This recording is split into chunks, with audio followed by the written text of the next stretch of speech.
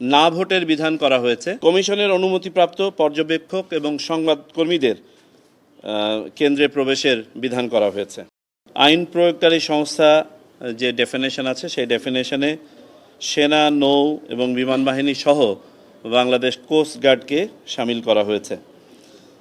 EVM সংক্রান্ত যেহেতু ইভিএমের ব্যবহার হবে না মর্মে আমরা ইতোপূর্বেই কমিশন সভায় সিদ্ধান্ত নিয়েছি, ইভিএম সংক্রান্ত যাবতীয় প্রভিশন বিলুপ্ত করা হয়েছে। না ভোটের বিধান করা হয়েছে।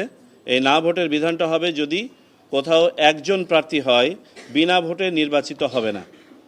সার্বিকভাবে না ভোট নয়, যদি কোনো কনস্টিটিউয়েন্সিতে মাত্র একজন ক্যান্ডিডেট হয় তাকেও নির্বাচনে যেতে হবে, তার বিপক্ষে না প্রতিদ্বন্দ্বিতা করবে এবং সেখানে যদি পুনরায় না বিজিত হয় দ্বিতীয় ইয়েতে, তাহলে আর ভোট হবে না, তখন ব্যক্তি প্রার্থী বিবেচিত হবে নির্বাচিত বলে। কমিশনের অনুমতিপ্রাপ্ত পর্যবেক্ষক এবং সংবাদকর্মীদের কেন্দ্রে প্রবেশের বিধান করা হয়েছে।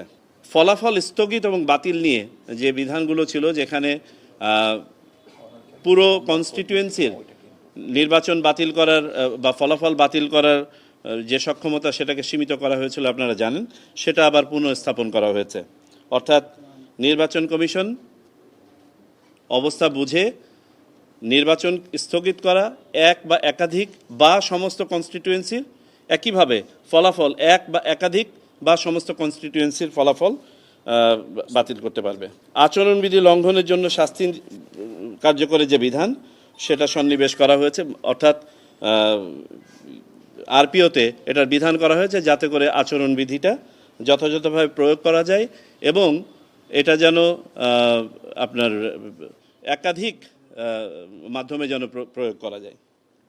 গণমাধ্যম কর্মীরা ভোট গণনার সময় উপস্থিত থাকতে পারবে, তবে শর্ত একই বলবৎ থাকবে সবার জন্য যে গণনা শুরু থেকে শেষ পর্যন্ত যারা থাকতে চাইবেন তাদেরকে পুরাটা সময়ব্যাপী থাকতে হবে, মাঝপথে বের হয়ে যাওয়া যাবে না।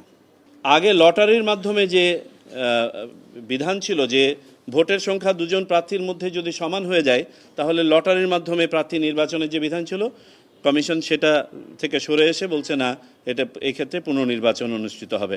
লটারির মাধ্যমে সংসদ সদস্য নির্বাচনের যে বিষয়টি, এটা কমিশন সঠিক বলে মনে করে না।